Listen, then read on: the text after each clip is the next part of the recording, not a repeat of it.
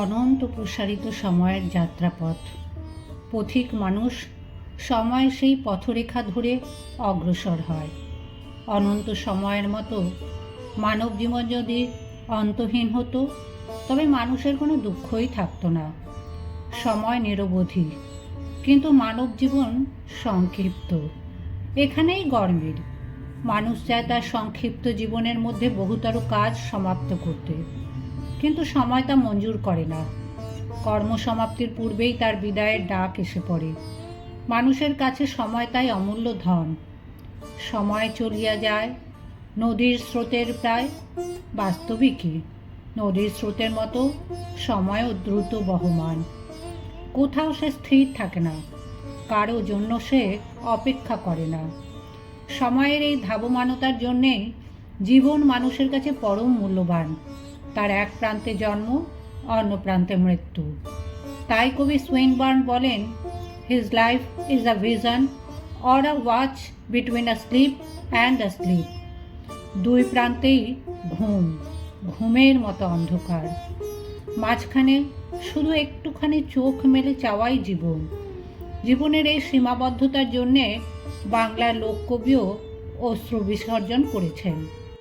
এপার গঙ্গা ওপার গঙ্গা, মধ্যিখানে চর।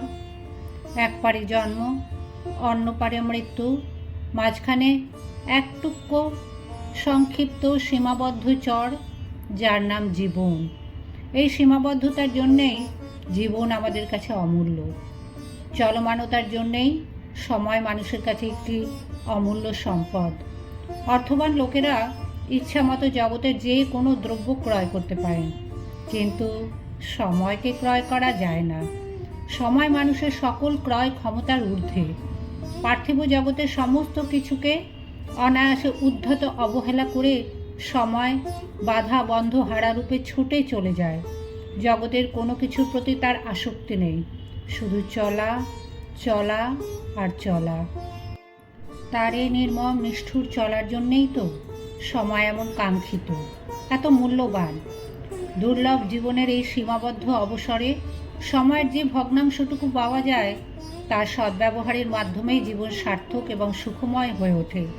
কাজেই জীবনের সংক্ষিপ্ত সীমায়তনের মধ্যে যেটুকু সময় আমরা পাই, তাকে যদি অবহেলা করি, যদি আলস্য ভরে সেই দুর্লভ সময় কাটিয়ে দিই বিনা কাজে, তাহলে তা হয় সময়ের মূঢ় অপচয়। সেই অপচয়ের বেদনা আমাদের জীবনে একদিন মর্মান্তিক দুঃখের আকারে নেমে আসবে।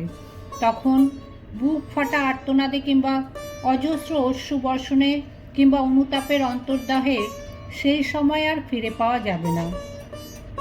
আসল কথা হলো, সময়ের যথার্থ মূল্যবোধই জীবনের সাফল্য অর্জনের প্রথম সোপান। সময়ের মূল্যবোধ হলো যে সময়ের যে কাজ, সেই সময় তা সম্পাদন করা।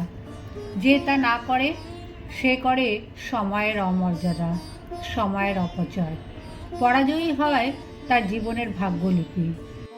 যে কৃষক ফসলের ঋতুতে ফসলের বীজ বপন না করে আলস্যে সময় অতিবাহিত করে, ফসল ওঠার সময় সে কিরূপ আশা করতে পারে খামার পূর্ণ সোনালি ফসল? কবে অতীত হয়ে গেছে বীজ বপনের উপযুক্ত সময়, কবে সমাপ্ত হয়ে গেছে ফসলের ঋতু। এখন কেঁদে বুক ভাসালে কিছু হবে না। মানব জীবনেও সেই এক কথা। জীবনে যখন শক্তি থাকে, সামর্থ্য থাকে, মাটি উর্বর থাকে, তখন আলস্যে অযথা কালহরণ করে জীবন কাটালে জীবন সায়ান্নে অবশ্যই দুঃখ ভোগ করতে হবে। কাজেই রোদ থাকতে ধান শুকিয়ে নিতে হবে। Make your hay when the sun shines. কাজেই কে কত দীর্ঘদিন বেঁচেছে তা বড় কথা নয়, কে জীবনে কত মহৎ কর্মের উদযাপন করেছে তাই বড় কথা। শৈশবই কর্মজীবনে প্রবেশের তোরণ দ্বার। এই সময়ে জীবনে প্রস্তুতির কাল। ভবিষ্যৎ কর্মজীবনে সকল দায়িত্বভার বহনের যোগ্যতা এই সময়ই অর্জন করতে হবে। শৈশবকালের প্রতিটি মুহূর্তকে যথাযথভাবে ব্যবহার করলে এবং অমূল্য সময়ের অপচয় না করে প্রতিটি দুর্লভ মুহূর্তকে জীবন ক্ষেত্রে প্রয়োগ করলে পরবর্তীকালে সুখ ও শান্তি দুই পাওয়া যাবে। শৈশবেই আমাদের উপলব্ধি করতে হবে যে সময় অমূল্য রতন। সেই অমূল্য রতন রয়েছে আমাদের সকলেরই হাতেই। তাতে কাজে লাগাতে পারলেই তবে তার পরম সদ্ব্যবহার। আবাল্য অভ্যাসের দ্বারাই দুর্লভ সময়ের সেই সদ্ব্যবহার আয়ত্ত করা যায়। সেই অভ্যাসের ফলে জীবনে আসে সময় অনুবর্তিতা। সময় অনুবর্তিতাই জীবনের সাফল্য লাভের চাবিকাঠি এবং সময় অনুবর্তিতাই মাধ্যমেই কল্যাণপুত কর্মে দুর্লভ এই মানব জন্মের চরম সার্থকতা।